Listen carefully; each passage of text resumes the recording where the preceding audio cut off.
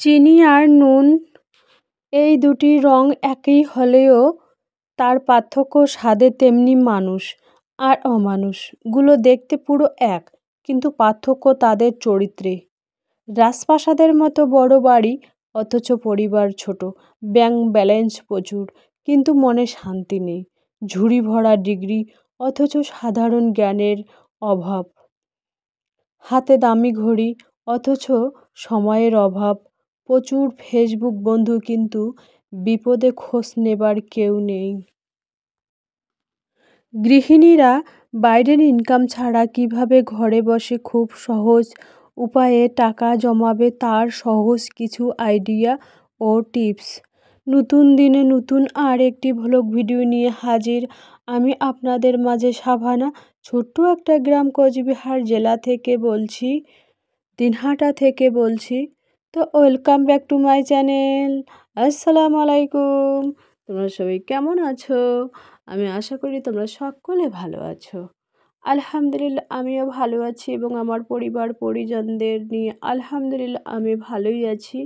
আর আমার প্রাণপ্রিয় কলিজা আপু ভাইয়েরা, তোমরা সবাই কেমন আছো? আমি আশা করি তোমরা সকলেই ভালো আছো। তো বরাবরের মতো না, আজকেও না সকালবেলায় ব্লগটা শুরু করে দিলাম।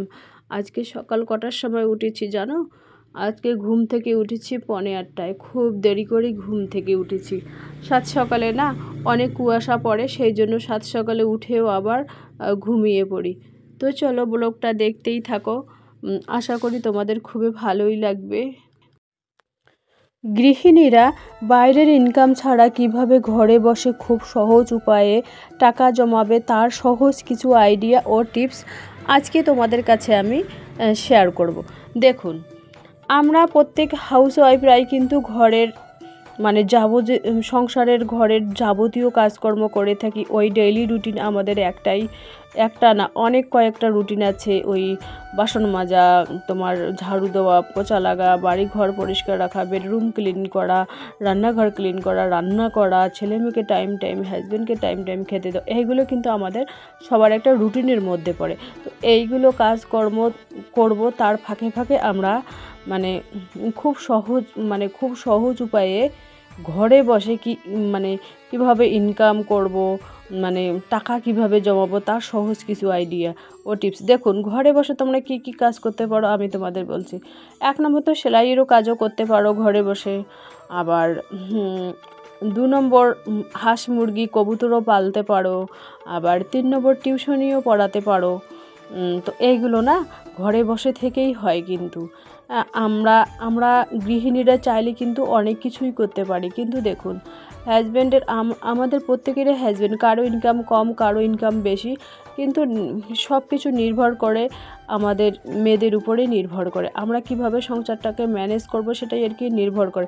একটা যদি ভালো স্বামী পাওয়া যায়, মনের মতো একটা স্বামী পাওয়া যায়, নিজের মনের ভাষা বোঝার জন্য, কথা বোঝার জন্য, চোখ দেখেই যেন টের পায় তুমি কি পরিস্থিতিতে আছো। একটা ইনকাম কম হোক, যদি একটা ভালোবাসার মানুষ তোমার সাথে থাকে না, তো দুনিয়াতে আর কিছু লাগে না, এটাই স্বাভাবিক।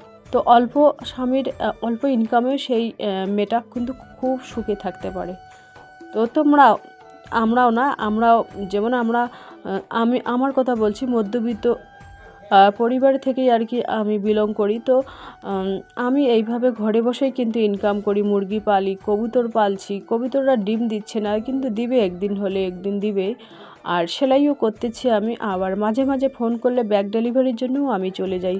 তো কেন করি? 2 টাকা বাঁচানোর জন্য, জমানোর জন্য, নাড়াচাড়া করার জন্য। নিজে ইনকাম করার মতো আনন্দ আর কোথাও পাবে না। কোথাও গেলে 200-400 টাকা হাতে নিয়ে যাবে, ঘুরতে গেলে একটা জিনিস পছন্দ হলো, খাবার জিনিস পছন্দ হলো, কিনে নিয়ে আসতে পারলে, বাসায় নিয়ে আসলে ছেলে মেয়ে সহ সবাই একসাথে খেলে, এটার মতো একটা ভালোবাসার জায়গা আর কোথাও হয় না। আর সংসার হচ্ছে একটা ভালো লাগা ও ভালোবাসার জায়গা। এখান থেকে আমাদের মেয়েদের কিন্তু বেরোবার কোনো রাস্তা নেই। একবারে আমরা মায়াজালের মধ্যে এখানে ফেঁসে যাই। কিন্তু দিন শেষে নিজের খেয়াল নিজেকেই রাখতে হবে। কারণ দেখুন, তুমি সারাদিন ছেলে মেয়ে স্বামী সবার জন্য কাজ করেই যাও গরুর গাধার মতো, টাইম টাইম ওদের খাওয়া দাওয়া দিতেই থাকো, কিন্তু সবাইকে বলো এই বৃষ্টি খা রে, ওই রেহান খা রে, রেহানের আব্বা আসো খাও, কিন্তু তোমাকে দিন শেষে কেউ বলবে না তুমি কি খেয়েছো। এটাই এটা যদি কেউ আমাকে বলতো না, আমার মতো খুশি কেউ হতো না। কিন্তু না, দুঃখ করে কোনো লাভ নেই। কারণ দেখুন, সবার ভাগ্যে তো সব সময় সব জিনিস পাওয়া যায় না, তাই না? টক ঝাল মিষ্টি এ সমস্ত নিয়েই কিন্তু জীবন জীবন সুখী থাকতে হয়, নিজেকে ম্যানেজ করে নিতে হয়। হ্যাঁ, দেখুন, 25 পার হলে না তারপরে আমাদের চিন্তা ধারণা, যাদেরই 25 পার হোক না কেন, চিন্তাধারা অন্য থাকে। কিভাবে ছেলে মেয়েকে মানুষ করব, কিভাবে 2 টাকা বাঁচিয়ে সংসারটাকে আম একটু বাড়াবো, ভালো করব। ওখানে একটা রান্নাঘর করব, একটা মডুলার কিচেন করব, ভালো ভালো আসবাস কিনবো। এটাই তখন সংসারের একটা যে একটা বাঁধন, সে তার মধ্যেই আর কি পড়ে যাই। তো আমরাও না, আমরা প্রত্যেক গৃহিণীরা বাইরের ইনকাম ছাড়া মানে ঘরে বসে মানে সহজ উপায়ে কিভাবে টাকা জমাবে, আর তার সহজ টিপস বা আইডিয়াগুলো তোমাদের আমি দিলাম। তোমরা টিউশনিও করাতে পারো। যদি একটা ব্যাচ পড়াও, মানে একটা ব্যাচ পড়াও, যদি একটা ব্যাচে তো 2-2.5 হাজার আসবে। যদি এরকম 2-3টে ব্যাচ ধরো, তাহলে কিন্তু 4-5 হাজার টাকা অনায়াসে তোমার মাসের শেষে হাতে আসবে। তখন তুমি ওই টাকার থেকে কিছু হাঁস মুরগিও পালতে পারো। আবার মানে একটা সেলাই মেশিন, কিছু টাকা জমিয়ে একটা সেলাই মেশিন কিনতে পারো। আস্তে আস্তে ধীরে ধীরে সেলাই শিখে, মনে করো যদি সেলাই বেশি নাও শিখতে পারি, কিন্তু আমরা না, আমরা আমরা যেহেতু মেয়েরা বিয়ের পর ছেলে মেয়ে যখন হয় তখন কিন্তু আমাদের মাথা মোটা হয়ে যায়। মাথা মোটা এই কারণেই হয়ে যায়, তখন আমাদের সেলাইয়ের কাজ বা অন্যান্য কাজ আমাদের মাথায় ঠিক থাকে না। মানে একটা টেনশন থাকে, সংসারে একটা টেনশন, সেই টেনশনে কিন্তু আমরা বেশি কিছু শিখে উঠতে পারি না। ওই টুকিটাকি আর কি, ওই মানে রান্নার ক্ষেত্রে কোন মশলা কোন সবজি দিলে টেস্ট হবে সেটাই কিন্তু আমাদের ভালোভাবে জানা আছে। আর আমাদের ছেলে মেয়ে যেটা শিখবে 2 মাসে, আমরা কিন্তু সেটা শিখব 2 বছরে। তো যাই হোক, 2 বছরে শিখলেও কিন্তু সেই কাজটা শিখতে পারি। আমি না আগে ব্যাগ সেলাই করতে পারতাম না, মেয়ে সেলাই করতো, আমি চুপচাপ করে বসে দেখতাম। এভাবে 2-3 মাস কেটে গেছে, তারপরে আমি ব্যাগ সেলাই শিখেছি। কিন্তু আর ধীরে ধীরে আর কি মেয়েও ওই সেলাইয়ের কাজ করতেছে, ব্লাউজ, অর্ডারি ব্লাউজ, চুড়িদার, নাইটি, এগুলো কিন্তু অর্ডার পায় মেয়ে। তো মেয়ের কাছে বসে আর কি দেখতে হয় আমাকে। ইদানিং 2-2.5 মাস থেকে আমি কোনো ব্যাগ সেলাই করতেছি না, যেহেতু অনেক ব্যাগ স্টক হয়ে পড়ে আছে। ওইগুলো আগে ছাপলাই দেবো, তারপরে ব্যাগ সেলাই করব কি করব না ওটা পরের প্রশ্ন। যদি মানে যতদিন জীবন আল্লাহ যতদিন হায়াত মহত রাখবে, হায়াত মানে মৃত্যু থাকলে জন্ম হবে, জন্ম থাকলেই মৃত্যু অবধারিত। সেটাই আমাদের স্বীকার করতে হবে, আল্লাহর কাজও করতে হবে। তো এটাই আর কি স্বাভাবিক। আর এখানে দেখতে পাচ্ছেন কম্বল দিয়ে ঢেকে রেখে দিয়েছি, এগুলো কি জানো, ভাত রেখে দিয়েছি, ছোট্ট বোলের মধ্যে ভাত রেখে দিয়েছি রাত্রিবেলার জন্য।